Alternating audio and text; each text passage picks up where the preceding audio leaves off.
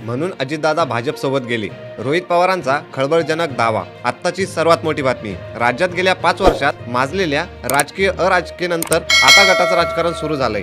त्यामुळे आता राज्याचं राजकारण नेमकं कोणत्या दिशेला जात आहे असा सवाल विचारला जात आहे। लोकसभा निवडणूक तोंडावर आल्याने आता राजकीय वर्तुळात देखील आरोप प्रत्यारोपाच्या फेऱ्या वाढल्या आहेत। अशातच आता आळंदी येथे बोलताना राष्ट्रवादी काँग्रेस शरदचंद्र पवार पक्षाचे आमदार रोहित पवार यांनी काका अजित पवारांवर सडकून टीका केली आहे। त्यावेळी त्यांनी अजित पवारांनी नेमकं बंड का केलं यावर स्पष्ट शब्दात उत्तर दिले। मलाही काही ऑफर दिल्या जातीलच ना तरी मी भाजपसोबत गेलो नाही असा खुलासा आमदार रोहित पवार यांनी केला। वय झालं म्हणून पवार साहेब नक्कीच थांबतील, पण आधी भाजपला सत्तेतून पाय उतार करण्याची वेळ आली आहे असं म्हणत शरद पवारांनी आता थांबायला हवं असं म्हणणाऱ्यांना रोहित पवारांनी एकदा पुन्हा डिचावलं।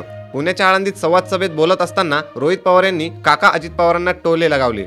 अजित पवार हे जेलमध्ये जायला नको म्हणून भाजपसोबत गेले। अजित पवारांचं घ्या किंवा इतर सर्व नेत्यांचं घ्या, त्यांच्यावर काय काय कारवाया झाल्या हे सर्वांना माहीत आहे। त्यांना जेलमध्ये जाण्याची भीती होती, जेलमध्ये जायला नको म्हणून ते भाजपसोबत गेल्याचं विधान रोहित पवार यांनी केलं आहे। भाजपसोबत जाण्यासाठी मलाही काही ऑफर असतीलच ना असं सूचक विधान त्यांनी केलं। महाराष्ट्राच्या अस्मितेसाठी 84 वर्षे शरद पवार लढत आहेत, मग आपण पळून जाऊन कसे चालेल असा सवाल रोहित पवारांनी केला। दरम्यान मराठी माणूस हा कधी पळून जात नाही हे आपण ऐकलं आणि पाहिलं आहे। आम्ही देखील जेलला घाबरत नाही, कारण आम्ही काही चुकीचं केलंच नाही असं रोहित पवार यांनी स्पष्ट केलं। अशाच नवीन आणि ताज्या बातम्या बघण्यासाठी आपल्या चॅनलला सबस्क्राईब करायला विसरू नका।